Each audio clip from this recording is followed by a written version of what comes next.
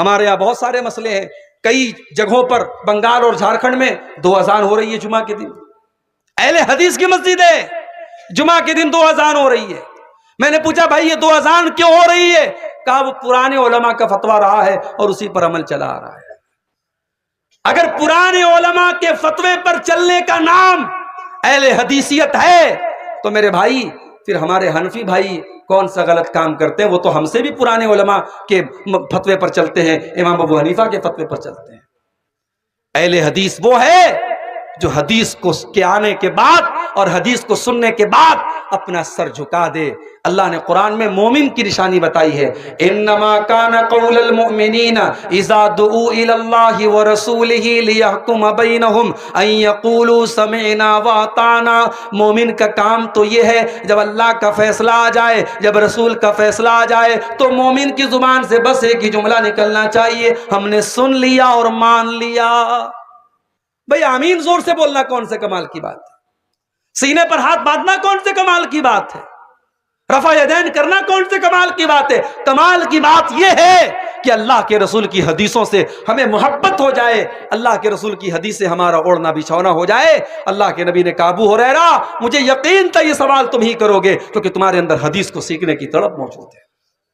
اے ابو ہریرہ اسعد الناس بشفاعتی یوم القیامہ، قیامت کے دن وہ خوش نصیب انسان جس کی میں شفاعت کروں گا وہ کون ہوگا؟ من قال لا الہ الا اللہ خالصا من قبل نفسہ، جو دل سے لا الہ الا اللہ پڑھے گا، جو توحید پر قائم رہے گا، جو توحید پر زندہ رہے گا اور توحید پر اس کا خاتمہ ہوگا، میں اس کی شفاعت کروں گا، میں کسی مشرک کی شفاعت نہیں کروں گا۔ تو شرک کرنے والا کان کھول کر کے سن لے، سرکار کا دامن اسے نصیب ہونے والا نہیں ہے۔ اور آگے بڑھیے، جہنم میں لے کر کے جانے والا دوسرا عمل کفر کرنا۔ شرک الگ ہے، کفر الگ ہے۔ شرک یہ کہ اللہ کی عبادت میں کسی کو شریک کیا جائے، اور کفر یہ ہے کہ جن باتوں پر ایمان لانا ضروری ہے ان میں سے کسی بات کا انکار کر دیا جائے۔ کوئی اللہ کو نہ مانے، کوئی رسول کو نہ مانے، کوئی اللہ کی کتابوں کو نہ مانے، کوئی تقدیر کو نہ مانے، کوئی قیامت کے دن کو نہ مانے، وہ کافر ہے، اور کافر کا ٹھکانہ بھی جہنم میں ہے۔ اگر کافر اپنے کفر کی حالت میں مر گیا تو اللہ کہتا ہم اس کی توبہ قبول نہیں کریں گے۔ وَلَيْسَتِ التَّوْبَةُ لِلَّذِينَ يَعْمَلُونَ السَّيِّئَاتِ، میرے بندو ہم ان کی توبہ کو قبول نہیں کریں گے جو گناہ پر گناہ کرتے رہتے ہیں۔ حَتَّى إِذَا حَضَرَ أَحَدَهُمُ الْمَوْتُ، جب موت کا ٹائم آتا ہے، قَالَ إِنِّي تُبْتُ الْآنَ، تو کہتا ہے کہ اب میں توبہ کر رہا ہوں۔ وَلَلَّذِينَ يَمُوتُونَ وَهُمْ كُفَّارٌ، اور جو کفر کی حالت میں مر جائے، جس کا خاتمہ کافر کی حالت میں ہو جائے، ہم اس کی توبہ بھی قبول نہیں کریں گے، اس کا ٹھکانہ جہنم میں۔ تو کفر اگر کوئی کرتا ہے اس کا ٹھکانہ بھی جہنم ہے۔ اور آگے بڑھیے، تیسری چیز، اللہ کا، اس کے رسول کا، اس کی شریعت کا، اس کی کتاب کا اور دین کا مذاق اڑانے والا بھی جہنم میں جائے گا۔ بعض لوگوں کو دیکھتا ہوں، کوئی جوک آیا ان کے واٹس ایپ پر، جہنم کے اوپر جوک ہے، جنت کے اوپر جوک ہے، اس جوک کو فارورڈ کر رہا ہے۔ کان کھول کر کے سن لو، جنت کوئی مذاق اڑانے کی چیز نہیں ہے، جہنم کوئی مذاق اڑانے کی چیز نہیں ہے۔ جنت اور جہنم کا مذاق اڑانے والا کان کھول کر کے سن لے، یہ چیز اتنی خطرناک ہے آپ کو ایمان سے خارج کر سکتی ہے۔ نبی کے دور میں کچھ منافق لوگ تھے، انہوں نے مذاق اڑایا اللہ کا، مذاق اڑایا رسول کا۔ اللہ نے فرمایا قل اب اللہ وآیاتہ ورسولہ کنتم تستہزئون، اے نبی آپ فرما دیجئے کیا تم اللہ کا مذاق اڑاتے ہو؟ کیا تم اللہ کی آیتوں کا مذاق اڑاتے ہو؟ کیا تم اللہ کے رسول کا مذاق اڑاتے ہو؟ لا تعتذروا قد کفرتم بعد ایمانکم، خبردار اپنے مذاق اڑانے کا کوئی بہانہ پیش نہ کرو، کوئی عذر پیش نہ کرو۔ تم نے جب اللہ کا مذاق اڑایا، تم نے نبی کا مذاق اڑایا، تم نے اللہ کی آیتوں کا مذاق اڑایا تو تم کافر ہو گئے، کافر ہو گئے، تم ایمان سے نکل گئے۔ میرے پیارے ساتھیوں، اللہ اور اس کے نبی کا مذاق اڑانا یہ بھی انسان کو جہنم میں لے کے جاتا ہے۔ اور آگے بڑھیے، سود کھانا، بیاج کھانا، یہ بھی جہنم میں لے کر کے جانے والا عمل ہے۔ اللہ کے نبی فرماتے ہیں اجتنبوا السبع الموبقات، 7 ہلاک کر دینے والے گناہوں سے بچو۔ ان 7 گناہوں میں آپ نے فرمایا وَأَكْلُ الرِّبَا، سود اور بیاج کا کھانا۔ سود اور بیاج کا کھانا یہ بھی اللہ تعالیٰ کو ناراض کرنے والا اور ہلاک کرنے والا اور جہنم میں لے کر کے جانے والا عمل ہے۔ شیخ صاحب، بینک میں اکاؤنٹ تو ہم سب نے کھولا ہے، اور بینک میں ہر 4 مہینے پہ 3 مہینے پہ بینک کی پاس بک پہ لکھا رہتا ہے 1000 روپے پہ اتنا انٹرسٹ آپ کو ملا، 1 لاکھ میں اتنا انٹرسٹ ملا۔ انٹرسٹ تو مل رہا ہے، بیاج تو مل رہا ہے، اس کا کیا کریں؟ کچھ علماء نے فتویٰ دیا بینک کے اکاؤنٹ میں پیسہ آیا بیاج کا، اس سے لیٹرین بنوا لو، اس سے راستہ بنوا لو، مسئلہ حل ہو جائے گا۔ مگر یہ فتویٰ صحیح نہیں ہے بھائی، لیٹرین بھی تو ہماری ضرورت کی چیز ہے، راستہ بھی تو ہماری ضرورت کی چیز ہے۔ جب بیاج کا پیسہ حرام ہے، ہم اس سے راستہ نہیں بنوا سکتے، اس سے لیٹرین نہیں بنوا سکتے۔ کچھ علماء نے کہا اس پیسے کو چھوڑ دو اکاؤنٹ میں، ہم نے 1 لاکھ جمع کیا، ہمارا 1 لاکھ روپیہ، ہمارا جو مول دھن ہے، جو اصل رقم ہے وہ ہمارا ہے، باقی جو انٹرسٹ آ رہا ہے آنے دو، وہ ہمارا پیسہ ہے نہیں، تو ہم اس کے بارے میں سوچے ہی کیوں؟ مگر یہ چیز اتنی آسان تو نہیں ہے۔ ہم نے بینک میں 1 لاکھ جمع کیا، 1 سال کے بعد ہمارے اکاؤنٹ میں 1,05,000 ہے، ہم آنکھ موت لے کہ بھائی 5,000 ہمارا نہیں ہے، یہ تو پاسبل نہیں ہے۔ ہمارے اکاؤنٹ میں ہے پیسہ، ہم جب چاہے تب نکال سکتے ہیں، تو ہم یہ کہہ کر کے چھوڑ نہیں سکتے وہ پیسہ ہمارا نہیں ہے۔ اور اگر ہم بینک میں چھوڑے رہیں گے تو بینک اس سے اور پیسہ کمائے گا، تو بینک تو استعمال کر رہا ہے، بینک اس پر اور لوگوں کو لون دے رہا ہے، بیاج کما رہا ہے، تو ہمارے پیسے سے بیاج کما رہا ہے، تو اس پیسے کا ہم کیا کریں؟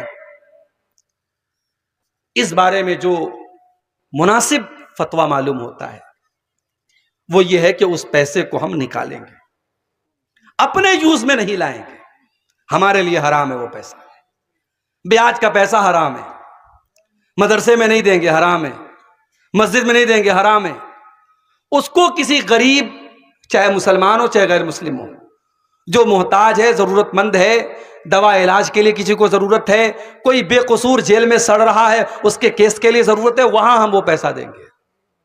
اب اگر کسی کو یہ شک ہو رہا ہے جب بیاج کا پیسہ ہے ہم نہیں استعمال کر سکتے، اس کے لیے کیسے جائز ہو گیا؟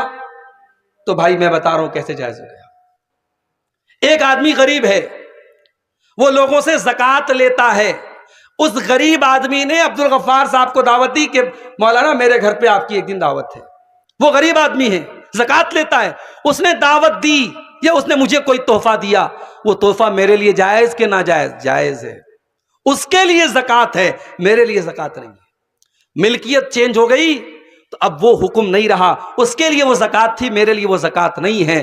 تو بیاج کی رقم ہمارے لیے بیاج تھی، ہم نے بطور مدد اس کو دے دیا، اس کے لیے استعمال کرنا حرام نہیں ہے، مگر ہاں یہاں یہ بات یاد رہے اس کے اوپر کوئی ثواب کی امید نہیں رکھنا چاہیے، اس پر نہ کوئی ثواب ملے گا، بس مقصد یہ ہے کہ وہ پیسہ ویسٹ نہ ہو، وہ پیسہ ضائع نہ ہو، پیسہ استعمال ہو جائے۔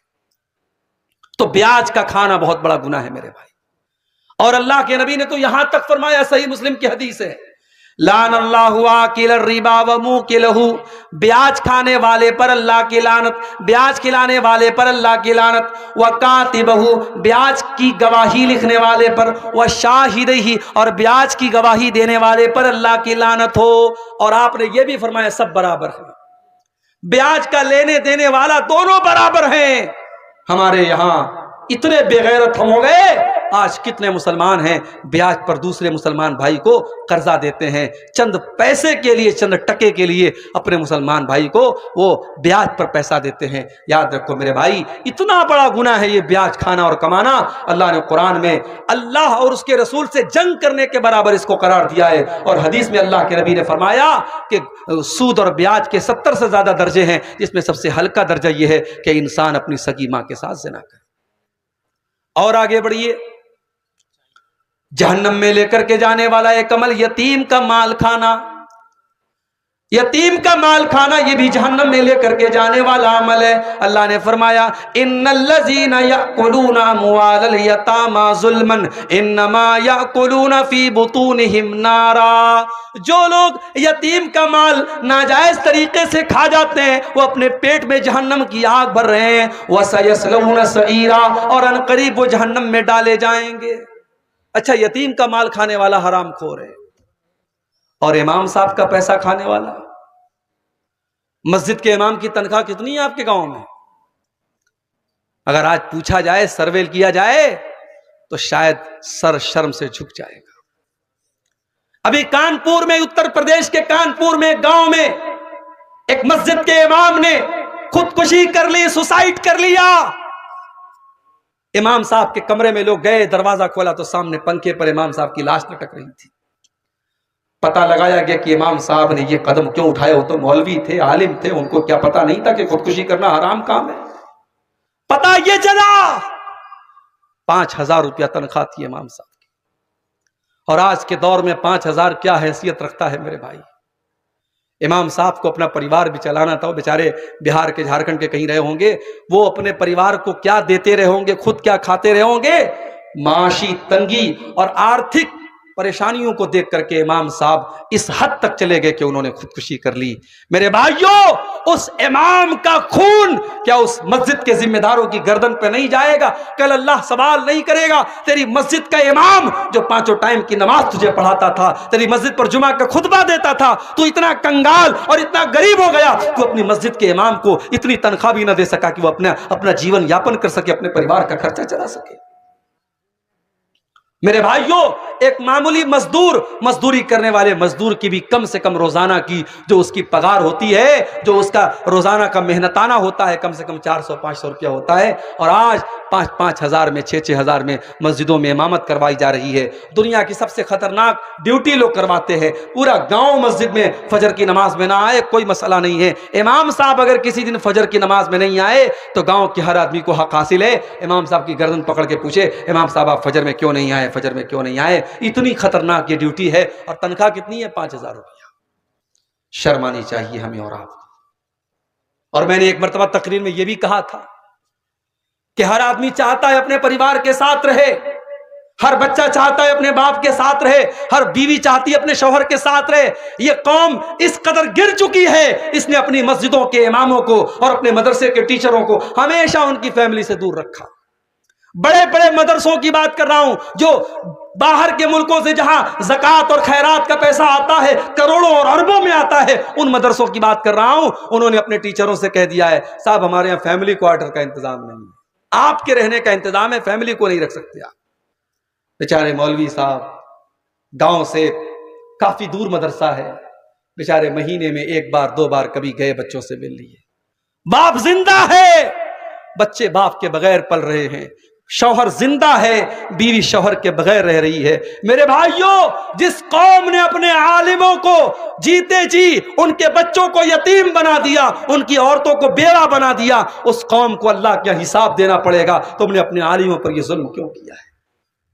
ہر مسجد کے امام کے لیے فیملی کوارٹر کا انتظام ہونا چاہیے، ہر مدرسے کے ٹیچر کے لیے فیملی کوارٹر کا انتظام ہونا چاہیے۔ اگر یتیم کا مال کھانے والا حرام خور ہے اور یتیم کا مال کھانے والا جہنم میں جائے گا، اس عالم اور اس مولوی اور اس قرآن کے پڑھنے پڑھانے والے قاری اور حافظ کا حق مارنے والا بھی اپنے انجام کی خیر منائے، اس لیے کہ قرآن پڑھنے پڑھانے والا کوئی معمولی آدمی نہیں ہوتا۔ میرے پیارے ساتھیوں، خیرکم من تعلم القرآن وعلمہ، اللہ کے نبی فرماتے ہیں کہ تم میں سب سے بہترین انسان وہ ہے جو قرآن کو پڑھتا ہے اور قرآن کو پڑھاتا ہے۔ اور آگے بڑھیے، یتیم کا مال کھانے والا بھی جہنم میں جائے گا، زنا کرنے والا، بدکاری کرنے والا، حرام طریقے سے اپنے جسم کی خواہشات کو پورا کرنے والا بھی جہنم میں جائے گا۔ وَلَا تَقْرَبُوا الزِّنَا إِنَّهُ كَانَ فَاحِشَةً وَسَاءَ سَبِيلًا۔ اللہ نے فرمایا کہ اے میرے بندو، تم زنا کے قریب بھی نہ جانا۔ یہ نہیں فرمایا زنا مت کرو، کہا کہ زنا کے قریب بھی نہ جانا۔